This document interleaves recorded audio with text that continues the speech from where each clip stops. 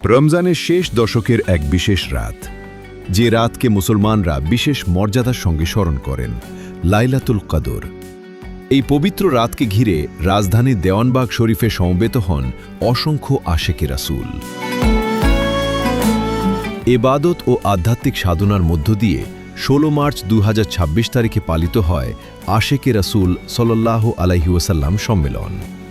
লাইলাতুল কদরের এই আয়োজনের সঙ্গে যুক্ত ছিল আশেকে রাসূলদের জন্য অন্যতম আনন্দঘন উপলক্ষ মুহাম্মদী ইসলামের নেতৃত্ব প্রদানকারী মহামানব ইমাম প্রফেসর ডক্টর কুদরত এ খোদা মদ্দাজিল্লুহুল আলী হুজুরের ৪১তম শুভ জন্মদিন।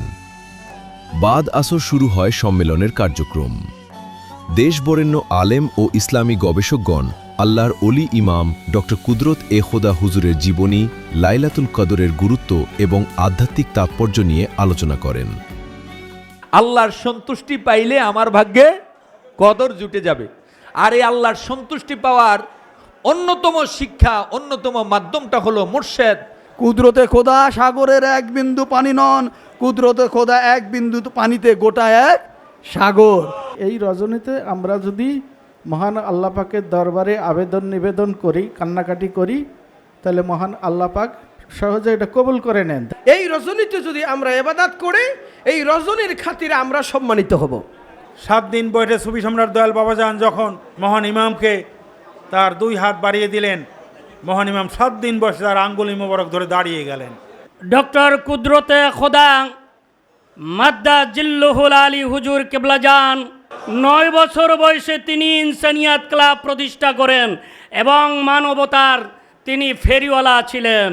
মানব মুক্তির দিশারি পবিত্র কোরআনুল করিম আল্লাহ এই কদরের রজনীতে নাজিল করেছেন।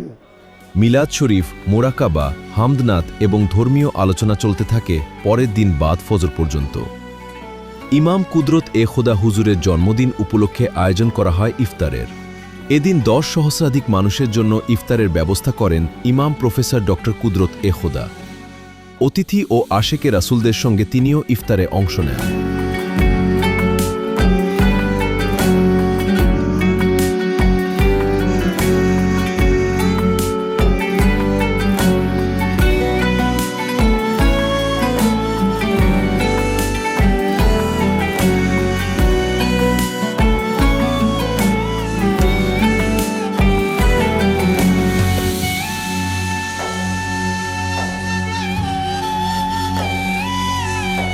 ইফতার ও মাগরিবের নামাজের পর শুরু হয় অনুষ্ঠানের দ্বিতীয় পর্ব।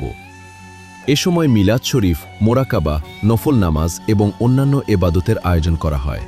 মধ্যরাতে ইমাম প্রফেসর ডক্টর কুদরত এ খোদা হুজুরের বক্তব্য ও মোনাজাত অনুষ্ঠিত হয়।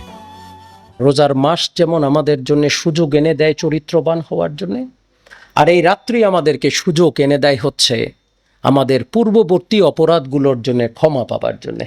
আমি আপনাদেরকে সব সময় শিক্ষা দিয়েছি, বান্দা তত পাপ করতে পারে না, আপনার আমার মালিক আমাদেরকে যত মাফ করতে পারে।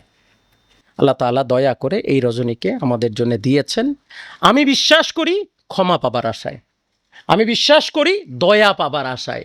আল্লাহ তাআলা বিভিন্ন উসিলা দেন, বাহানা দেন যে এই রাত্রে তুই আমার কাছে মাপ চা, তো সারা জীবনের গুনাহ আমি চাইলে মাফ করে দিতে পারি।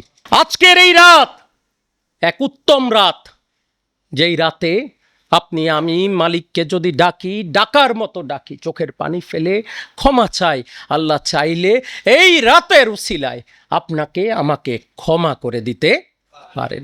মোনাজাতের পরে রাত জুড়ে আশেকে রাসূলরা আধ্যাত্মিক সাধনায় অংশ নেন।